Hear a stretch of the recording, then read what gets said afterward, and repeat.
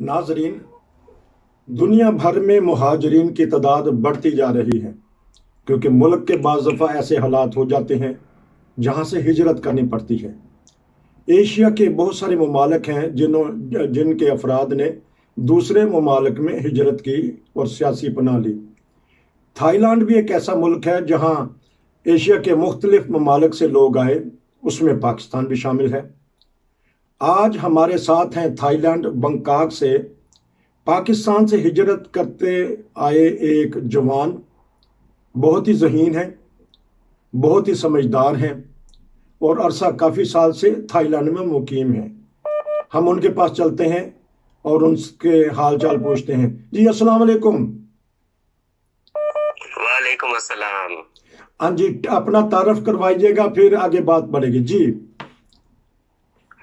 मेरा नाम तैयब अहमद है और मैं कराची पाकिस्तान से बिलोंग करता हूँ। जी लेकिन पिछले 7-8 साल से मैं थाईलैंड में मुकीम हूँ जी और वहाँ से मैं जो है वो हिजरत करके जो है यहाँ थाईलैंड में आया हूँ और यहाँ बैंकॉक थाईलैंड में रहता हूँ।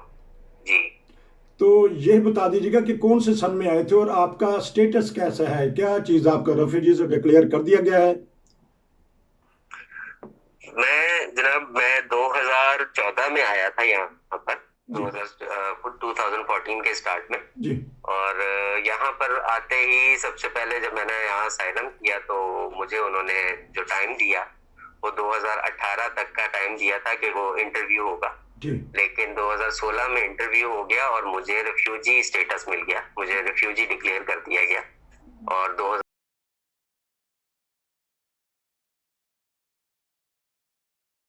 ये बताइएगा कि जो आपको डिक्लेयर कर दिया गया उस फैसले से पहले क्या हैसियत होती है और जब डिक्लेयर कर दिया जाता है तो फिर क्या हैसियत होती है एक मुहाजिर की थाईलैंड में?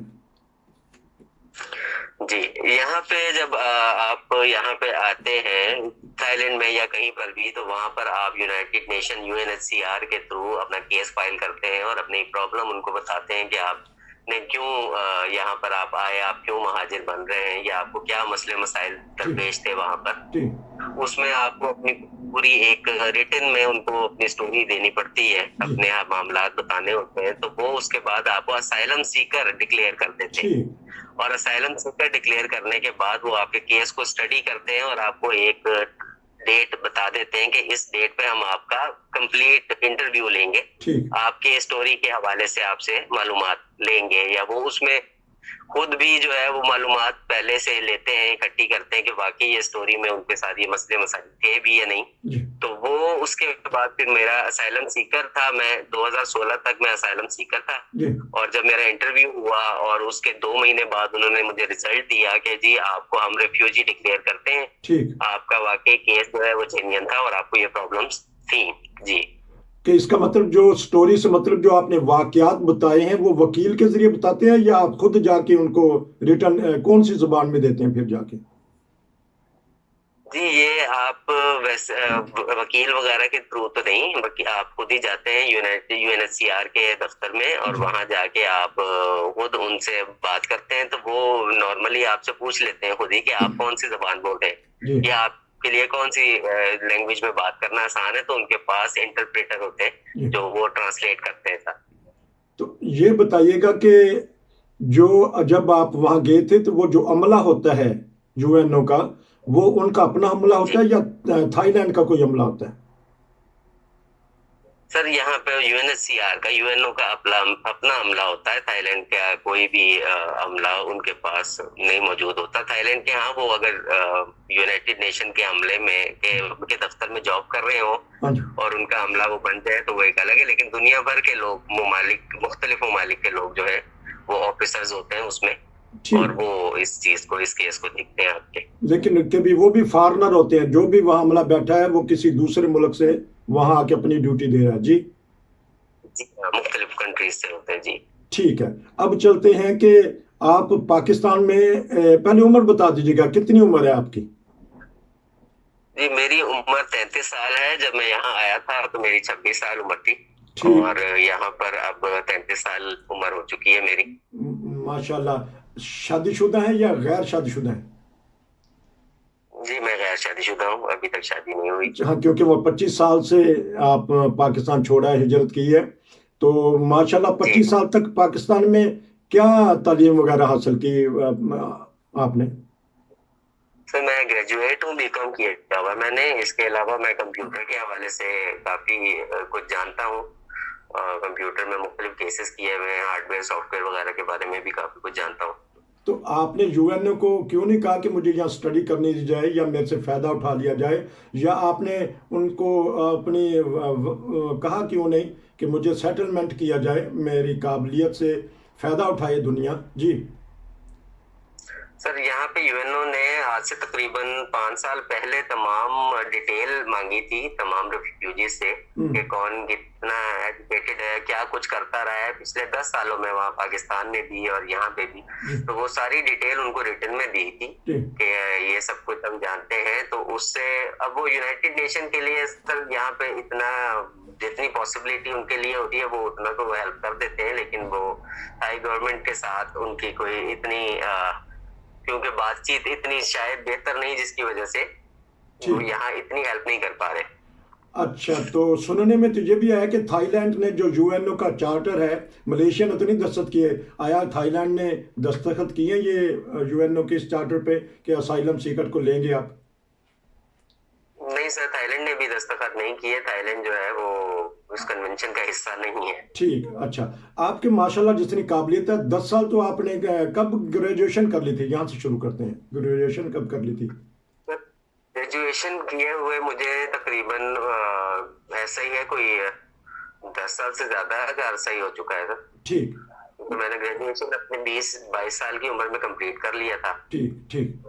तो फिर उसके बाद आपने अपना बिजनेस किया या किसी जगह सर्विस करते रहे? सर, मैं बिजनेस करता रहा, कंप्यूटर के हवाले से काम था मेरा, सेल परचेज रिपेयर सब कुछ।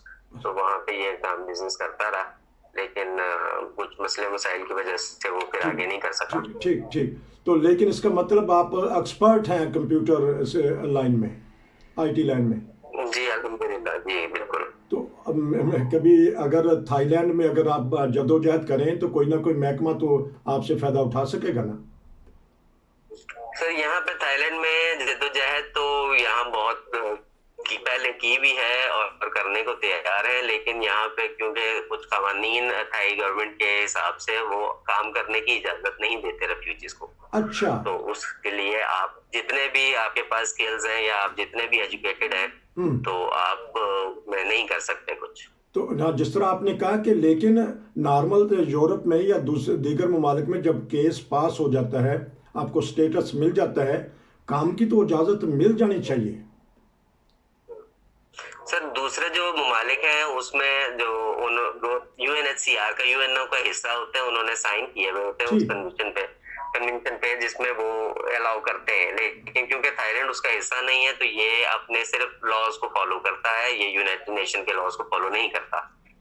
तो कोई ऐसा आपने वाकया सुना हो कि एक मुहाजिर बन के आया हो लेकिन वो इतना इंटेलिजेंट हो जिस तरह आप है माशाल्लाह, उसने स्पेशल दरख्वास्त दी हो थाईलैंड हुकूमत को और उसको सर्विस वगैरह मिल गई हो वहाँ? नहीं सर, ऐसा कोई वाकया तो यहाँ अभी तक पेश नहीं आया। ठीक। तो अच्छा, तो ये अब वीज़े का बताइए कि आपको फिर वीज़े कौन यूएनओ जारी करता है या कौन जारी करता है वीज़ा?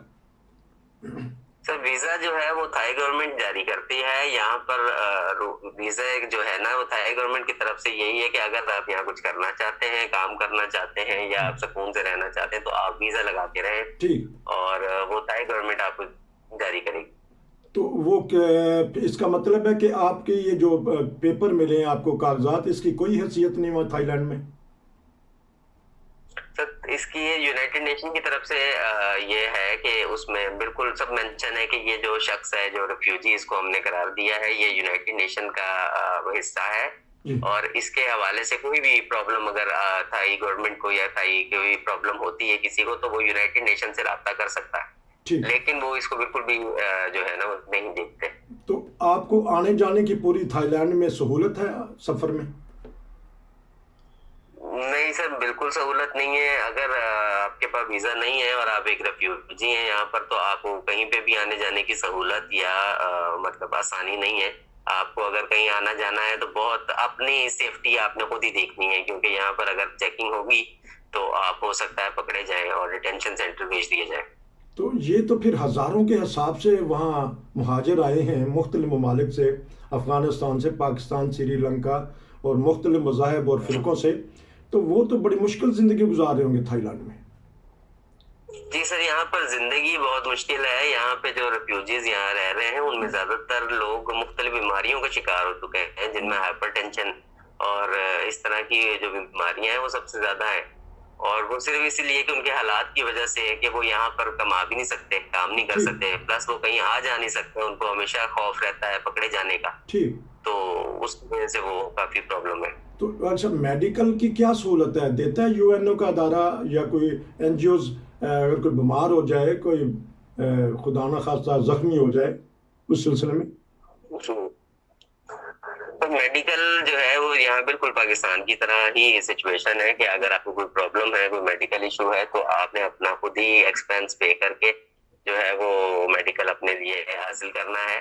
लेकिन अगर अखराजात ज्यादा, मतलब उसका ज्यादा खर्चा है, कोई प्रॉब्लम होती है, तो यहाँ मुख्तलिफ एनजीओ काम कर रहे हैं, लेकिन उसके लिए एलिजिबल होने में भी आपको बहुत प्रॉब्लम होती है कि अगर कोई छोटे मोटे मसला बुखार है ठीक या कोई छोटी मोटी बीमारी है तो उसको आपने खुद ही डील करना है, हैंडल करना है। ठीक। तो इसके अलावा तो वहाँ फैमिलीज बड़ी होंगी और बच्चों वाली फैमिलीज होंगी, तो वो क्या करती होंगी? सर यहाँ पे जी जी यहाँ पे अहमदी, क्रिश्चियंस और मुख्तलिफ दुनिया से आए हुए लोग, जिनमें सीरियंस, अफगानी, यहाँ दुनिया भर के लोग रेफ्यूजीज हैं और फैमिलीज हैं, बहुत सारे छोटे बच्चे हैं। ठीक। तो उसमें जी तो हाँ जी, बताइएगा कि वो क्या, बताइए आप कि क्या करते होंगे फिर वो मेडिकल का?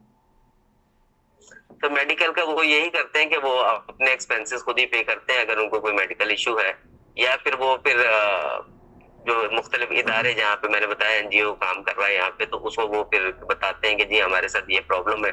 तो उसमें फिर वो एक लंबे प्रोसेस के बाद अगर उनका वो पास हो जाता है, क्लियर मेडिकल हो जाता है, तो उनको उस वक्त का मेडिकल वो मिल जाता है। तो लेकिन ये तो आप लुटे पिटे आए हैं वो अफगानिस्तान से, श्रीलंका से, पाकिस्तान से, तो ये अखराजात अगर इन्होंने खुद देने हो तो फिर कहाँ से ये कर्ज पकड़ते होंगे?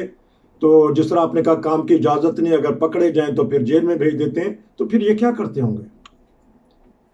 सर ये बिल्कुल कर्ज ही जैसे समझ लेंगे पकड़ते हैं। यहाँ मुख्तलिफ लोगों के जो जान पहचान, कोई फैमिली वाले या कोई रिलेटिव्स इस तरह कोई दूसरे मुल्कों में है, वो उनसे हेल्प मांगते हैं और वो उनको पर मंथ जो है वो मंथली पैसा जो है वो भेज रहे हैं। आप अंदाजा लगाएं कि मैं 26 साल की उम्र से 33 साल की एज को एक माशाल्लाह जवान हूँ, और मैं इस उम्र में भी अपने पेरेंट्स पे, अपने घर वालों पे एक तरीके का बर्डन हूँ। मैं उनसे कर्ज ले रहा हूँ हर मंथ, तो मुझे अलाउ नहीं है कि मैं काम कर सकूं। हाँ, देखें कि आप माशाल्लाह बासलाहियत हैं अपनी फील्ड में भी, और आपने ग्रेजुएशन की है, बीकॉम की है आपने, बीकॉम में समझा था, बीकॉम ठीक है? बीकॉम किया जी। ये आपने इतनी हाई स्टडी की है, माँ बाप ने आपके ऊपर मेहनत की है, लेकिन आप एक ऐसे मुल्क में बैठे हैं जहाँ वीज़े की भी सहूलत नहीं है, काम की भी सहूलत नहीं है, मेडिकल की सहूलत नहीं है, और अखराजात भी बाहर से मंगवाने पड़ते हैं। रहाइश के सिलसिले में क्या करती है हुकूमत या जो एनजीओ या यूएनओ? सर रिहाइश के सिलसिले में कोई हेल्प नहीं है। रिहाइश आपने अपनी खुद देखनी है। यहाँ पे एक रूम का जो है वो फ्लैट मिल जाता है जिसको कॉन्डो कहते हैं, तो वो कॉन्डो में लोग जो है वो यहाँ जिंदगी बसर कर रहे हैं। एक एक कमरे में अगर फैमिली के 6-6 लोग भी हैं तो वो उसी में रह रहे हैं, और बहुत मुश्किल जिंदगी है। अच्छा, तो लेकिन एक आदमी, सिंगल आदमी का कितना खर्चा आ जाता है पूरे, जब वो अपने उसने ज़िंदगी गुजारनी, खाना पीना है, सादा सा अगर खाना भी खाना हो या सस्ते से सस्ता किराया भी मकान का हो, तो कितना खर्चा आ जाता है? यहाँ सस्ते से सस्ता एक आदमी अगर अपनी जिंदगी महीने के हिसाब से गुजार रहा है तो वो थाई बात के हिसाब से 5000 बात जो है वो तक उसका मिनिमम एक्सपेंस पड़ जाता है, जो पाकिस्तानी तकरीबन 25 से 30 हजार बन जाते हैं। ओहो, तो वो ये तो बहुत ज्यादा महंगाई है इस सिलसिले में। तो आप फिर क्या करते होंगे? जो मुहाजिरीन है वो बेचारे पकड़े जाते होंगे, फिर छोड़ दिए जाते होंगे, पकड़े जाते होंगे, फिर छोड़ दिए जाते होंगे, ये क्या सिलसिला फिर चलता होगा? बहुत सारे मुहाजिरीन पकड़े अगर चले पकड़े जाते हैं तो फिर छोड़ दिए जाने की कोई बात नहीं है इसमें। फिर आपने जब तक आपका कोई रिसेटलमेंट के हवाले से कोई प्रॉब्लम मसला हल नहीं होता, जी, आपने जेल में रहना। ओहो, तो ओहो, वो बहुत सारे ऐसे हमारे रेफ्यूजीज हैं यहाँ पर दुनिया के मुख्तलिफ मुल्कों से आए हुए, ठीक ठीक, जो कि इस वक्त जेल में हैं और कई सालों से जेल में रह रहे हैं। ओहो, अल्लाह अपना रहम करे। अच्छा, तो लेकिन तो फिर तो जिंदगी जो सी वो चलते फिरते भी खतरे में गुजर रही है वहाँ थाईलैंड में। बिल्कुल ऐसा ही है जनाब, जिंदगी चलते फिरते खतरे में। अच्छा, तो अब जो आपने सुना है कि सेटलमेंट हुई है जब से आप यहाँ आए हैं थाईलैंड में, किसी किसी सर ये स्टार्ट में 2012-2013 में जो है वो कुछ लोग जो पहले के आए हुए थे 2011-2012 के, जी, उनकी रिसेटलमेंट हो रही थी 2014, 2015, 2016 तक। ठीक, लेकिन जो उसके बाद आए हैं तो वो रिसेटलमेंट का जो मामला है वो बहुत ज्यादा स्लो हुआ है। और प्लस आपको मालूम है कि आप पेंडेमिक सिचुएशन, कोविड सिचुएशन है, ठीक ठीक, तो उसकी वजह से जो है वो वैसे ही इदारा यूएनएचसीआर जो है वो 2 साल हो गए हैं वो कोई काउंटर काउंसलिंग नहीं कर रहा। ओहो, तो लेकिन क्या तरीकेकार अगर कोई सेटलमेंट करता है, कोई यूरोप जाता है, तो सुनने में आया कि कोई रीसेटलमेंट का तरीकेकार निकल आता है, वो क्या फिर तरीकेकार है जिस किस तरह आजकल लोग जा सकते हैं? तो इसमें रीसेटलमेंट का जो सबसे पहला आसान तरीका है वो तो स्पॉन्सर का है। अगर आपके कोई रिलेटिव दुनिया में कोई अच्छे ममालिक में कोई बैठे हैं और उनकी इनकम वगैरह ठीक है और वो वेल सेटल है वहां पर, तो वो आपको, क्योंकि एक नॉर्मल बंदे से एक रिफ्यूजी को स्पॉन्सर करना आसान है, ठीक, तो वो फिर अपने रिलेटिव्स को, रिफ्यूजीज को जो है वो स्पॉन्सर कर लेते हैं और वहां बुला लेते हैं। लेकिन जिन लोगों के कोई रिलेटिव इतने स्ट्रांग नहीं है या बाहर नहीं है, वो बेचारे कहाँ जाए, वो क्या करें। तो कोई आपने वाकया, ये सुनी सुनाई बात है या कोई वाकया ऐसा हुआ भी है कि आपके कोई जानने वाले किसी तरक्की याफ्ता मुल्क में गए हों, उन्होंने बुला लिया हो? जी सर, यहाँ पर इस तरह के, ये पिछले 2 साल से तो नहीं हुआ सिर्फ कोविड की वजह से, लेकिन इससे पहले भी कुछ स्पॉन्सर्स के थ्रू जो है वो यहाँ रिफ्यूजीज जो है वो मुख्तलिफ मुल्कों में गए हैं, ठीक, और अब भी उसका सिलसिला जारी है। अब भी सिलसिला जारी है कि आपके ने ये बात बताई है कि अगर कोई तरक्की याफ्ता ममालिक, कनाडा, अमेरिका, जर्मनी या यूरोप के कुछ दूसरे ममालिक में अगर कोई ऐसे हों, साहिब हैसियत हों, जिनके अपने कारोबार हों या वो बुला सकते हों, वो फिर आपको स्पॉन्सर करेंगे, फिर आप पाकिस्तान जाएंगे या यहीं से फिर आप आ सकते हैं? यहीं से जनाब, वो सर यहाँ पे ही जो स्पॉन्सर आप भेजते हैं वो फिर यूएनओ के थ्रू, यूएनएचसीआर के थ्रू ही जो है वो आगे काम होता है। लेकिन वो यूएनओ या मुख्तलिफ जो इदारे जो रिसेटलमेंट खुद करते हैं वो रिसेटलमेंट नहीं होती, वो आपको कोई स्पॉन्सर आपका जो है वो आपको बुला रहा होता है, तो ठीक, आपको यहीं से ही आगे जाना है। ठीक, तो लेकिन इस प्रोसीजर में कितनी देर लगती है? सर इस प्रोसीजर में, स्पॉन्सर के प्रोसीजर में तो 8 महीने से 12 महीने का टाइम जो गिवन है वो मेंशन है, उतना ही है। लेकिन कभी कुछ लोगों का 18 महीने तक भी पहुंच जाता है, वो तो डॉक्यूमेंटेशन की प्रॉब्लम की वजह से। लेकिन नॉर्मली 8 से 12 महीने, 1 साल तक लग जाता है, जिसमें आपकी रिसेटलमेंट हो जाती है, आप चले जाते हैं। गो के प्रोग्राम लंबा हो रहा है, लेकिन आप बड़ी मालूमात हमें दे रहे हैं। ये बताइएगा कि बाज़ दफ़ा कोई शादी का सिस्टम होता है या कोई बच्ची या बच्चा वहाँ से आना, तक ये भी सुना है कि यूरोप में किसी की शादी हुई हो, वो थाईलैंड से या मलेशिया से डायरेक्ट इन यूरोपीय ममालिक में आ गया, उसको पाकिस्तान ना जाना पड़ा हो, ये कभी सुना है आपने ऐसा केस? जी सर, इस तरह भी ये असल में एक पॉसिबिलिटी है कि अगर यहाँ पर कोई लड़की या कोई लड़का उसकी शादी कहीं बाहर मुल्क में हो जाए और वो वहाँ पे जहाँ शादी हो वो लोग वहाँ के नेशनल हो, वेल सेटल हो, तो वो उसको बुला सके। वो एक तरीके का वो स्पॉन्सर ही हो जाता है। तो वो तो स्पॉन्सर के रीजन है, मुख्तलिफ स्पॉन्सर्स हैं, तो वो उसमें स्पॉन्सर में आ सकता है, पॉसिबिलिटी है। तो लेकिन उसमें तो पाकिस्तान से अगर कोई बुलाता है यूरोप में कोई लड़का या लड़की को, उनके लिए तो जुबान का कोर्स, बेआइंस जिसे कहते हैं, वो एक कोर्स है, उसका मैंने नाम लिया, वो ज़रूरी होता। तो जब वो थाईलैंड में आएंगे वही केस होगा? कोई आपने सुना है ऐसा वाकया? नहीं सर, इसकी जरूरत नहीं होती। रिफ्यूजी को, मैंने आपसे पहले अर्ज किया कि एक रिफ्यूजी को स्पॉन्सर करना एक नॉर्मल शख्स को स्पॉन्सर करने से ज्यादा आसान है, अच्छा, स्पेशली कनाडा में। ठीक, ज़बरदस्त आपने ये बात बताई कि एक आम मुहाजिर को स्पॉन्सर करना आसान है, उसकी इतनी वो भी नहीं होती। तो अपनी थोड़ी सी बता दीजिएगा कि आप में क्या क्या सलाहियतें हैं, क्योंकि पूरी दुनिया में हमारा प्रोग्राम नशर हो रहा होता है, बहुत सारे लोग देख रहे होते हैं, मालूमात मिल रही होती हैं। तो आप हम आखिरी 2 मिनट में जो आप में हुनर है वो बता दीजिएगा, ताकि दोस्त हमारे सुन लें। और ये इसलिए भी मैं कहना चाहता हूँ कि देखें कि पाकिस्तान में रहते हुए एक जो हमारे तैयब साहब हैं, उन्होंने क्या क्या महारत दिखाई, क्या क्या सीखा। जी बताइएगा कि क्या क्या आपने किया है, फिर एक दफ़ा, फिर उसके बाद इजाज़त लेंगे। जी सर, मैं पाकिस्तान में बीकॉम मैंने किया है, ग्रेजुएशन की है। जी जी इसके अलावा मैं कंप्यूटर के मुख्तलिफ कोर्सेज वगैरह किए हुए हैं। तो वहाँ मैंने बिजनेस भी किया है, दुकान थी मेरी अपनी कंप्यूटर की, जी और सेल परचेज कंप्यूटर लैपटॉप्स, और उसमें repairing, software installation, trouble shooting hardware के हवाले से या सॉफ्टवेयर के हवाले से, वो तमाम चीज़ें मैं करता था। जी और इसके अलावा मैं मुख्तलिफ स्कूल में टीचर भी था, कंप्यूटर की टीचिंग भी करता रहा हूँ मैं। मैंने वहाँ पे 3-4 साल एज अ टीचर काम भी किया है। जी तो कंप्यूटर मेरा सब्जेक्ट हुआ करता था। जी तो ये तमाम स्किल्स, इसके अलावा हार्ड वर्कर हूँ मैं बिल्कुल। कोई भी काम जो है वो उसको मैं ना बुरा समझता हूँ ना कम समझता हूँ, जो भी काम हो मैं कर लेता हूँ, तो उसमें कोई ऐसा इशू नहीं। बहुत शुक्रिया। पूछने का ये मकसद था कि देखें कि हमारे बहुत सारे जवान पाकिस्तान में किस किस तरह काम करते रहे हैं, उनमें हुनर भी है, वो ज़हीन भी हैं। इंशाल्लाह हम इस सिलसिले में आपसे एक और प्रोग्राम करेंगे, क्योंकि आज वक्त ज़्यादा हो चुका। नाजरीन, ये था एक प्रोग्राम थाईलैंड से हमने किया। वहाँ हमारे ये जवान तैयब अहमद साहब अरसा 5-6 साल से रह रहे हैं। 33 साल इनकी उम्र है और बासलाहियत हैं, सेटलमेंट का इंतज़ार कर रहे हैं। अल्लाह करे कि कोरोना के हालात जल्द बदलें, या कोई ऐसा इनको सेटलमेंट फैमिली मिल जाए या लोग मिल जाएं, ताकि ये भी इनकी जो इसमें सलाहियत है इनके वो बुरुए कार लाई जा सकें। आखिर में ये बता दीजिएगा, क्योंकि आपने कहा कि एक कमरे में इतने इतने रहते हैं, तो कोरोना की क्या पोजीशन है वहाँ, कोविड-19 की?